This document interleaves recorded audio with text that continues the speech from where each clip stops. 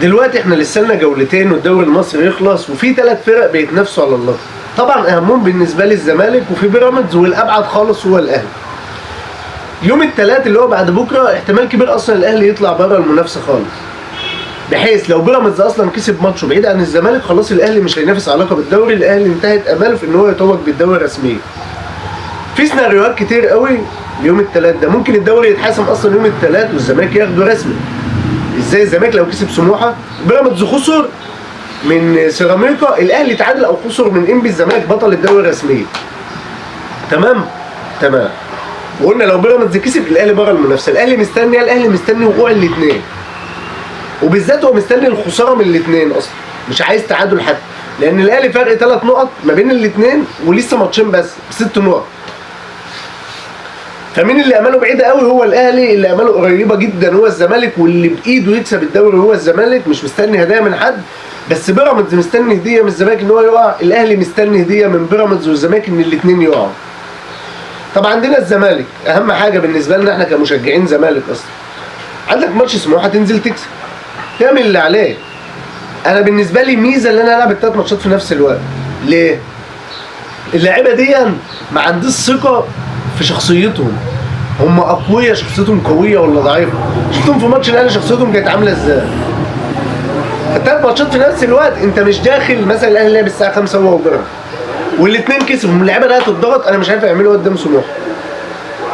فعشان كده حاجه حلوه ان ال3 ماتشات في نفس الوقت الساعه 8، مفيش حد هيبقى سابق الثاني، هتلعب الماتش وانت على امل الفرقتين يخسروا، بس ما انتش مضغوط ان الفرقتين كسبوا، فاللاعيبه هيقل الضغط من عليهم، اللعيبه هتأدي اداء احسن ان شاء الله يعني. بالنسبه لي بقى ماتش سموحه، اركن بقى الاهلي، اركن بيراميدز، ماليش دعوه بيهم هما الاثنين، خلينا في الزمالك. اهم حاجه الوقت الزمالك داخل ماتش سموحه عايز يكسب ال3 بونت. يا كابتن معتمد نفسي تبدا بالتشكيله اللي هقول لك عليها ده من وجهه نظر انا. المهدي جول، باك يمين محمد ابراهيم، قلبين دفاع الونش ومحمد اسماعيل، باك شمال محمود بنتاي. نص ملعبك هيبقى في محمد شحاته، احمد فتوح وادم كايد مش عبد الله. قدام اخوان بزيره، عدي الدباغ قلب هجوم، وشيكو بنزا شمال او احمد شريف، او لاعب فتوح شمال ونازل احمد ابو في نص الملعب. المهم ناصر المنسي ما يلعبش الماتش ده، لان ناصر المنسي اناني قوي بقاله فتره، ناصر المنسي وحش قوي بقاله فتره، ناصر المنسي تحركاته غلط، كل كوره عايز يجيبها جول، مفيش جماعيه مفيش اي حاجه، ومش ماتش الاهلي بس، ماتشات كتير فاتت. ده رقم 1 يا كابتن معتمد. طب بعد كده، بعد احمد فتوح، بعد الكلام ده كله، عبد الله السعيد ما يلعبش اساسي. عبد الله السعيد ما بيأديش. عبد الله السعيد بيطلع منه باصات حلوه وكل حاجه، بس بدني واقع.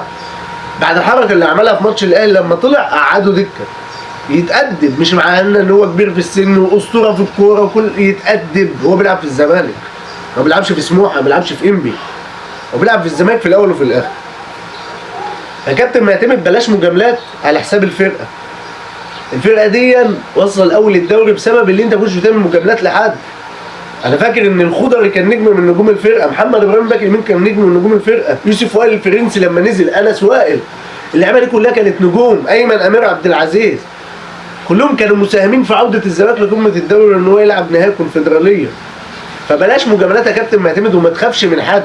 الجمهور على فكره كله وراك، لان الجمهور ما كانش مستني حاجه من الموسم ده، وانت اديت لنا امل كبير ان الموسم ده ممكن يبقى ناجح، وان الزمالك في الموسم ده ممكن ياخد البطولتين او بطوله حتى.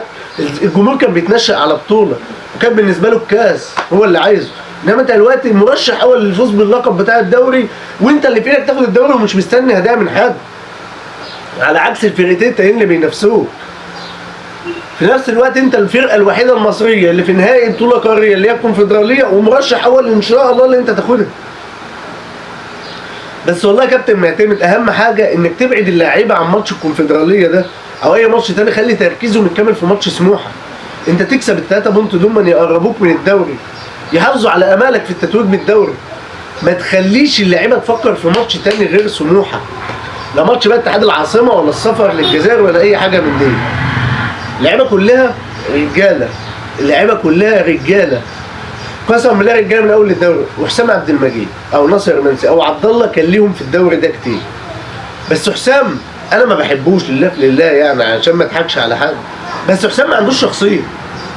حسام مشكلته ان شخصيته ضعيفه قوي في الماتشات الكبيره، هو ده حسام عبد المجيد. شوف الونش اللي بقاله يجي شهرين ما بيلعبش كوره نزل كان عامل ازاي في ماتش الاهلي. محمد اسماعيل اللي انت جايبه قلب دفاع بتلعبه نص ملعب وباك يمين عادي وبيأدي في الثلاثه ما شاء الله عليه، احسن صفقه جت للزمالك في اخر 5 6 سنين مثلا. فحسام شخصيته ضايعه. عبد الله البدني، عبد الله استغله في شوط تاني او في نص ساعه في الشوط الثاني ينزل يعمل لك باصتين 3 بجوان. ناصر منسي أدبه عشان الانانيه والغرور اللي بقى فيه والحقد والغل على زمايله وتحركاته الغلط وبساطه الكتير الغلط قدام.